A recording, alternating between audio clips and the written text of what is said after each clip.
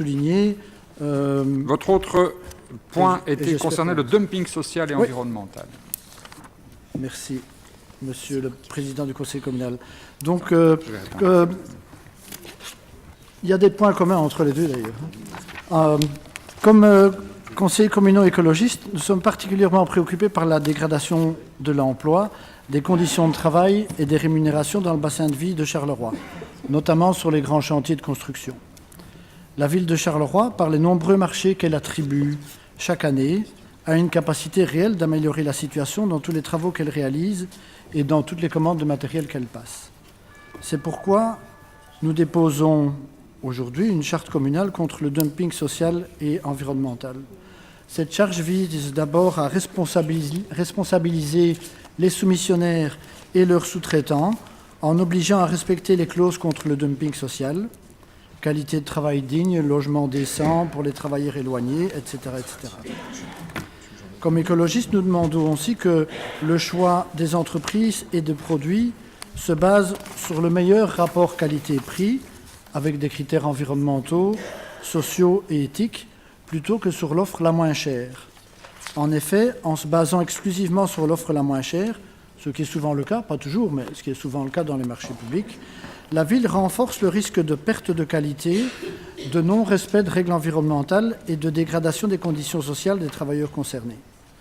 Nous pensons qu'il est grand temps d'inverser cette logique de base et de systématiser a priori l'approche qualité-prix dans tous les marchés publics passés par la ville.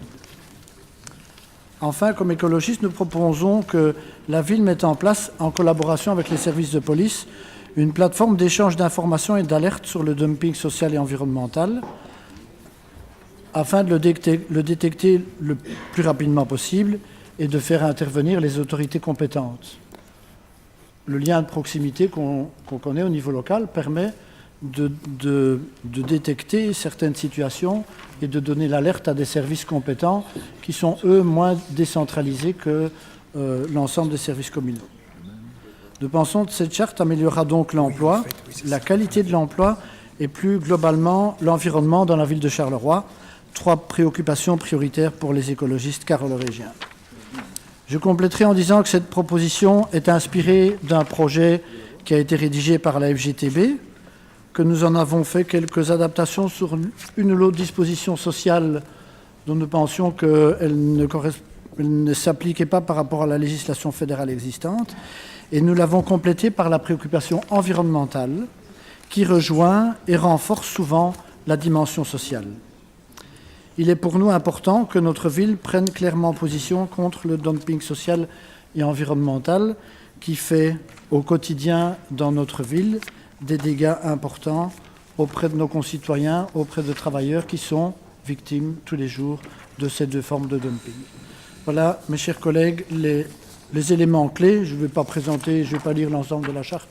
Tout le monde a eu le document à sa disposition, mais les éléments que nous voulions mettre en évidence et sur lesquels il nous paraît important que le Conseil communal se prononce.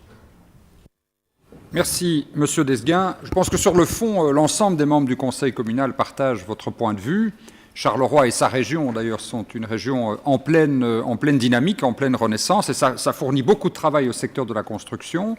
Et il faut bien entendu que ce travail fourni au secteur de la construction ait des retombées pour la prospérité et pour l'emploi dans notre région. Et c'est un constat qui a été formulé depuis un certain temps déjà. Il a été formulé notamment, vous le savez sans doute, dans le cadre du comité de développement stratégique. Ce comité de développement stratégique qui réunit les partenaires sociaux, les représentants des employeurs, de l'intercommunal de développement YTEC et des 4 formations politiques principales de notre région, dont Écolo. Et quand ce comité de développement stratégique s'est penché sur l'avenir de notre région et les grands leviers du redressement, eh bien, l'un des thèmes qui est apparu dans les études que nous avions commanditées, c'est précisément le secteur de la construction et les emplois qu'il peut générer. Mais immédiatement, le constat a été formulé, comme vous le faites aujourd'hui dans ce comité, que ça ne serait le cas que si un certain nombre de conditions étaient posées, en sorte que ce soit bien des entreprises locales avec des ouvriers et des employés et des techniciens locaux qui bénéficient de ces nouveaux contrats. Et donc, qu'est-ce qui a été décidé?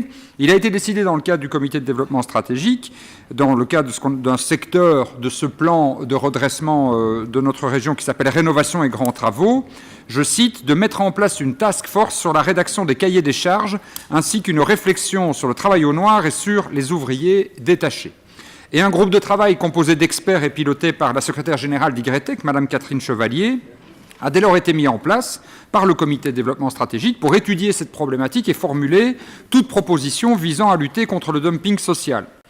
L'idée, c'est de définir des articles qui pourront être à l'avenir insérés dans les cahiers des charges. Donc, c'est de faire quelque chose de beaucoup plus fort qu'une charte. L'inconvénient d'une charte, c'est les chartes, c'est proclamatoire. On s'engage à, on souhaite, on a envie de, etc., etc.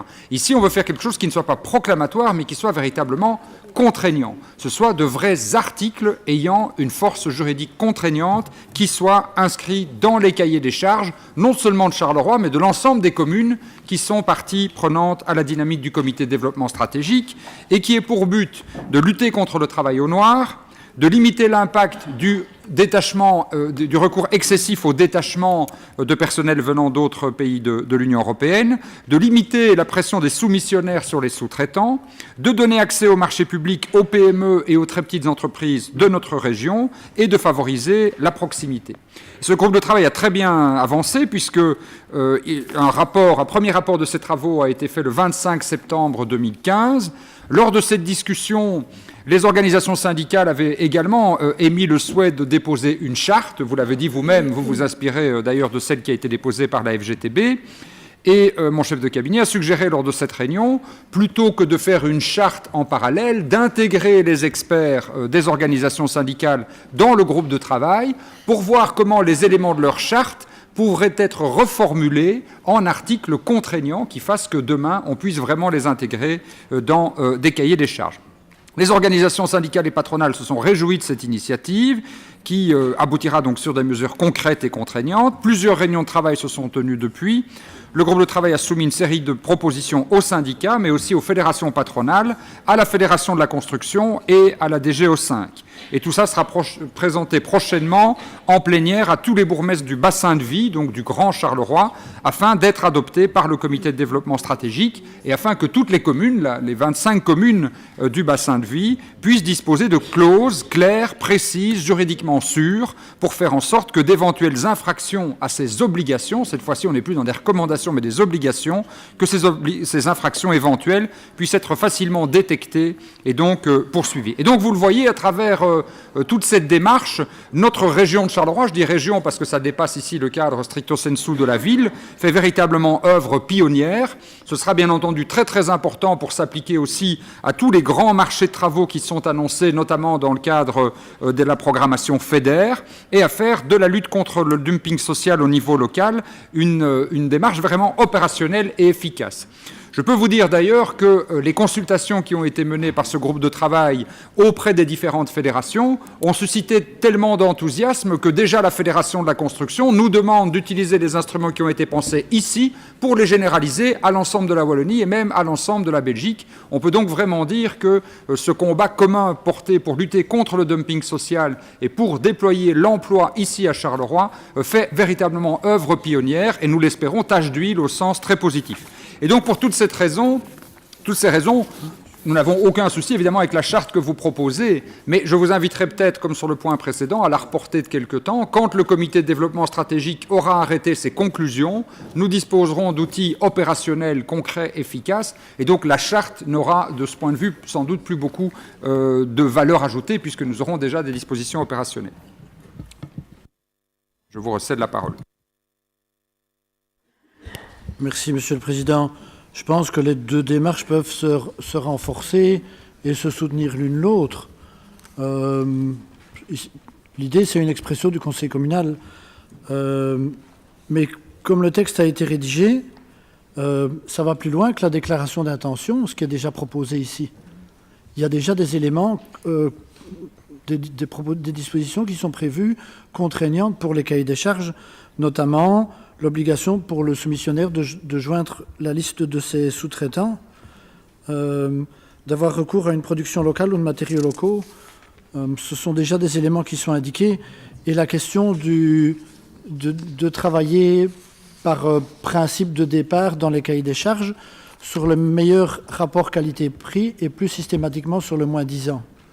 C'est un élément qui peut déjà avoir une influence significative et importante. Donc je voulais relever ça parce que dans la charte, ce sont des choses bien précises qui sont présentées et déjà explicitées, qui sont déjà des éléments concrets. Évidemment, après, sur des détails de mise en œuvre, de rédaction pour des cahiers des charges spécifiques, le travail du groupe de travail du comité de développement stratégique pourra effectivement être utile pour donner des outils concrets aux pouvoirs locaux pour les mettre en œuvre. Il y a 2 points sur lesquels je voudrais un peu plus de précision par rapport aux éléments de réponse que vous m'avez fournis. Vous avez parlé du dumping social et nous souhaitons que la réflexion soit élargie au dumping environnemental. Et donc, s'il y a une réflexion qui est en cours au comité de développement stratégique et que vous souhaitez qu'on reporte le point pour que les démarches se rejoignent, ce serait peut-être intéressant, dans la foulée, d'examiner aussi les dispositions sur le dumping environnemental. Parce qu'en plus, souvent, les 2 préoccupations se rejoignent. Et c'est parfois avec des clauses environnementales qui sont tout à fait légales qu'on favorise naturellement des emplois locaux au détriment de productions qui sont tout à fait délocalisées et hors sol. Donc si vous pouviez intégrer ça dans le travail du comité de développement stratégique, je pense que ça serait intéressant. Et alors un élément sur lequel vous n'avez rien dit du tout, et je voulais savoir un peu quelle était votre position, c'est la proposition d'une plateforme d'échange et d'information et d'alerte sur le dumping social et environnemental. On sait aujourd'hui que pour la lutte contre le dumping social au niveau fédéral, au niveau des forces d'inspection de l'administration, sur la province du Hainaut, il n'y a quand même pas beaucoup de monde. Et donc, les services publics qui sont plus de proximité peuvent parfois se rendre compte ou avoir l'impression qu'il y a certaines situations qui ne sont pas normales et où la législation n'est pas respectée, où il y a un dumping social manifeste, et lancer l'alerte. Donc je voulais vous demander ce que vous pensiez par rapport à cette proposition-là de la charte, et si elle était aussi discutée dans le cadre du groupe de travail du comité de développement stratégique. Mais comme vous le dites vous-même, les dimensions environnementales, sociales, la plupart du temps, se recoupent. Quand on prend un critère environnemental en matière d'émissions de gaz à effet de serre, par exemple, eh bien, par définition, on va travailler sur un circuit plus local et donc on va favoriser aussi la main-d'œuvre à proximité. Et par ailleurs, il est bien entendu que tous les niveaux d'autorité, donc en particulier communal, doivent être associés à ce type de démarche. Donc moi, ce que je vous propose de faire, c'est d'attendre les conclusions de ce comité de développement stratégique. Sera discuté vraiment, c'est dans un délai très très proche, les conclusions finales, de pouvoir les analyser en détail, en commission ou ici, comme on voudra, et de voir alors sur cette base s'il y a des éléments qui manqueraient et qui appelleraient un complément. D'accord, je vous remercie. Si on peut l'examiner en commission, effectivement, je pense que ça peut être un pas suivant dans la démarche pour que le conseil communal se saisisse du travail et qu'on puisse aussi apporter des éléments à ce groupe du travail du comité de développement stratégique. Il y a un premier examen qui aura lieu au CDS où je vous rappelle que Jean-Marc Nollet vous représente, si ma mémoire est bonne, où par ailleurs nous aurons effectivement la commission et le lieu qui se prêtent bien, mais ça n'empêchera pas de présenter ici évidemment les grands principes. Oui, mais je pense qu'il avait formulé le souhait de pouvoir participer aux travaux de ce groupe de travail, mais que ça n'a pas encore été concrétisé. Ça, j'ai cru